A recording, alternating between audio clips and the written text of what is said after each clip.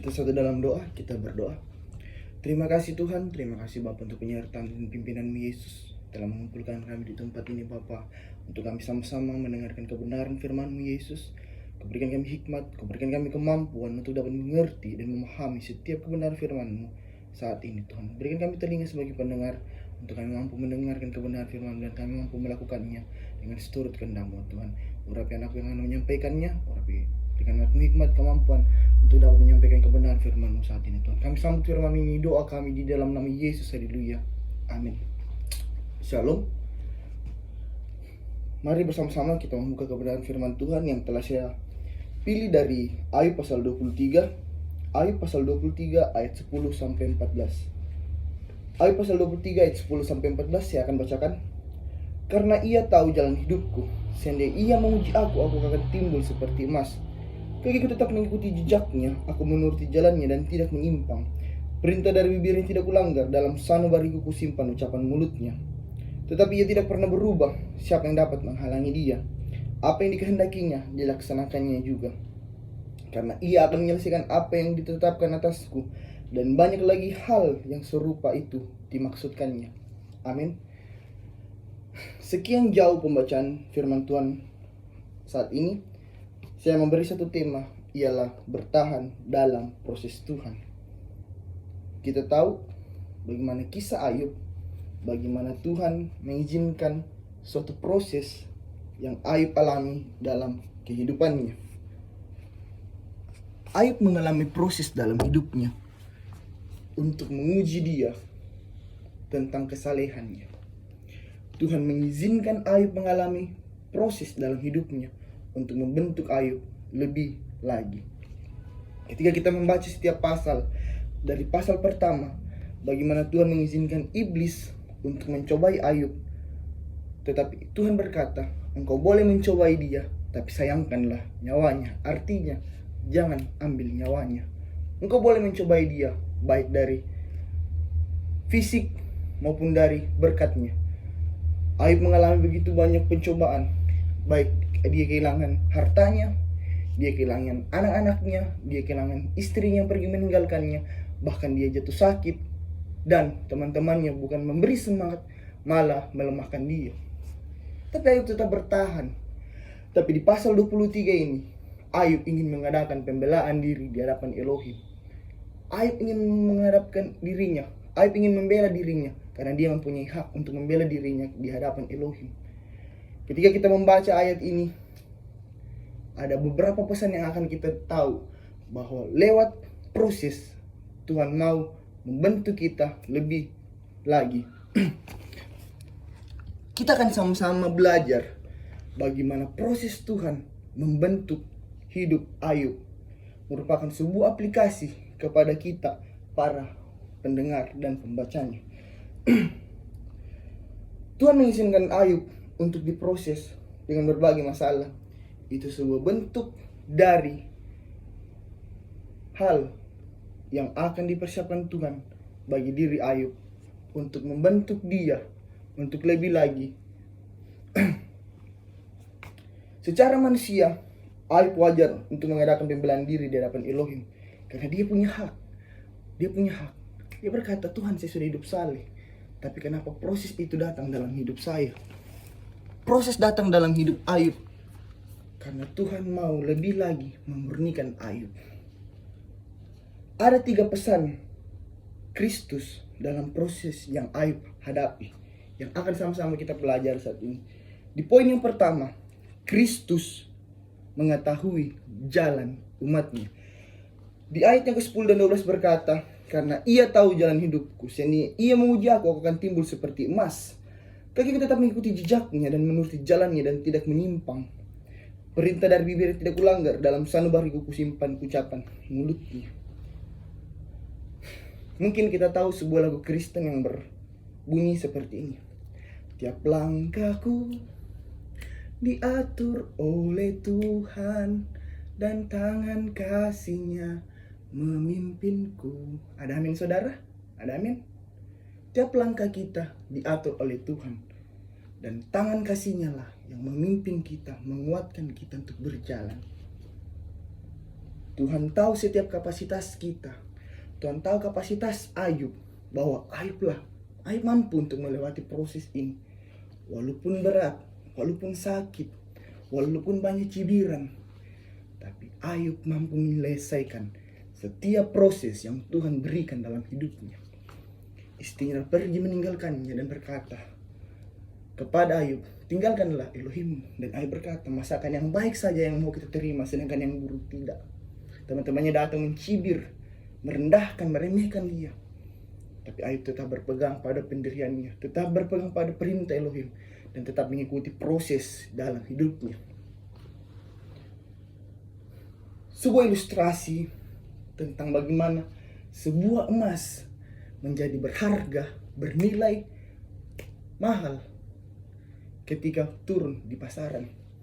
Kita tahu proses emas untuk menjadi sebuah barang yang begitu mahal memiliki kerumitan, memiliki suatu proses yang begitu panjang.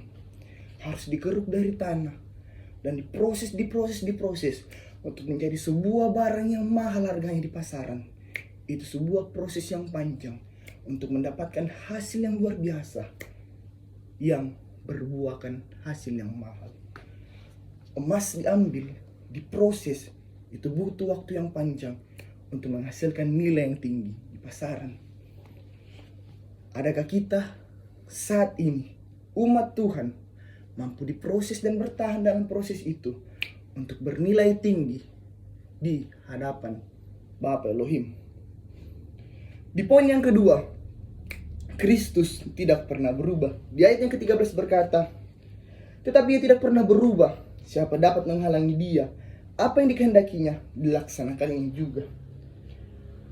Ketika Yesus berencana dalam hidup umatnya, maka rencana itu harus terjadi. Tuhan sudah punya planning dalam hidup kita, dan planning itu harus berjalan untuk kita hadapi. Karena Tuhan tahu, karena Tuhan tidak pernah merencanakan hal yang buruk. Tuhan tidak pernah merencanakan hal yang buruk dalam hidup umatnya. Tuhan sudah punya setiap planning yang sudah Tuhan persiapkan untuk saya, untuk teman-teman, untuk jemaat yang ada di sini, untuk bersama-sama hidup mengiring Yesus menuju. Mungkin Ayub berkata, Tuhan, kenapa harus penderitaan itu terjadi dalam hidup saya? Mengapa proses itu terjadi dalam hidup saya? Tapi Ayub berpikir bahwa lewat proseslah Ayub mampu dibentuk untuk tetap lebih lagi setia di dalam Yesus. Ada amin? Ayub mampu bertahan karena Ayub tahu Yesus tidak pernah berubah dalam hidupnya. Yesus tetap ada di dalam hidupnya sekalipun dia diproses, sekalipun dia menderita, sekalipun dia sakit. Tuhan tetap ada di samping Ayub untuk mampu menguatkan Ayub untuk melewati proses itu. Ada 4P dalam hidup ini yang akan kita pelajari bersama. Ketika Tuhan proses kita, jangan pernah protes. Kadang-kala kita diproses tapi kita protes. Kenapa saya begini? Kenapa saya begitu? Kita protes. Kita tidak mau jalankan itu proses. Ingat, ketika Tuhan proses, jangan pernah protes. Karena Tuhan tetap protek kita. Tuhan protek kita ketika Tuhan proses kita. Tuhan ada di sekeliling kita untuk mampu menguatkan kita melewati proses ini. Dan ketika Tuhan protek kita, yakin dan percaya ada tujuan akhir bahwa Tuhan akan progres kita lebih lagi. Katakan amin saudara, katakan amin. Tuhan progres kita lebih lagi. Tuhan progres kita dalam segi usaha, dalam segi pekerjaan, dalam segi pendidikan. Ketika kita mau melewati proses tanpa kita protes. Ingat, setiap proses itu tidak mudah. Setiap proses butuh air mata. Tapi lewat proses ada hal yang akan diprogres Tuhan dalam hidup kita untuk lebih lagi. Sebuah ilustrasi bagaimana Tuhan menyuruh Abraham pergi dari kampung halamannya. Tuhan berkata, Abraham pergi. Abraham tidak tahu mau kemana, tapi Abraham percaya kalau Tuhan yang menyuruh, dia pergi. Dia tidak tahu tujuannya mau kemana. Dia tidak tahu, dia, Tuhan saya mau kemana. Tapi cuma Tuhan bilang, pergi saja. Ayo pergi. Abraham pergi. Sedangkan Abraham itu hari tidak mau mendengar Tuhan. Mungkin 12 suku Israel mungkin sudah tidak ada. Tapi karena ketaatan Abraham pergi meninggalkan kampung halamannya. Mari kita buka satu ayat dalam Mazmur pasal 28. Mazmur pasal 28 ayat 8. Mazmur pasal 28 ayat 8 berkata, Tuhan adalah kekuatan umatnya dan benteng keselamatan bagi orang yang diurapinya. Saya ulangi, Tuhan adalah kekuatan umatnya dan benteng keselamatan bagi orang yang diurapinya. Tuhan adalah benteng keselamatan. Tuhan adalah kekuatan bagi saya dan saudara. Tuhan adalah kekuatan kita. Ketika Tuhan proses kita, ingat, Tuhan kuatkan kita. Go, jalan, ada saya yang menguatkan engkau untuk mampu melewati proses itu. Dan benteng keselamatan bagi orang yang diurapinya. Kita yang ada di sini adalah orang-orang yang diurapi Tuhan. Ada amin? Kita adalah orang-orang yang dipilih Tuhan ada di sini dan kita diurapi untuk melewati proses itu, untuk melewati proses yang panjang, untuk menghasilkan buah, untuk menghasilkan ketekunan iman yang baik di hadapan Tuhan. Setia dalam proses, jangan pernah protes.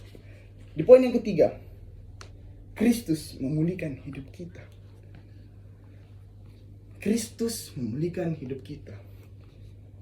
Kitab Ayub ditutup dengan pemulihan yang luar biasa dahsyat yang Tuhan lakukan dalam hidup Ayub. Tuhan mengganti semuanya lebih dari apa yang Ayub miliki.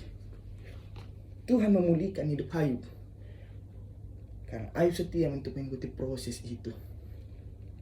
Ketika Yesus berencana dalam hidup umatnya, maka dalam menjalani sebuah proses, jangan pernah bersungut-sungut. Ayub terus menjalani proses itu. Walaupun dia tahu dia tidak mampu secara manusia. Tapi dia tahu siapa yang ada di sampingnya. Untuk menguatkan dia melewati proses yang begitu luar biasa dalam hidupnya. Dan Ayub mampu menyelesaikannya. Tuhan memulihkan Ayub lebih dari yang awal.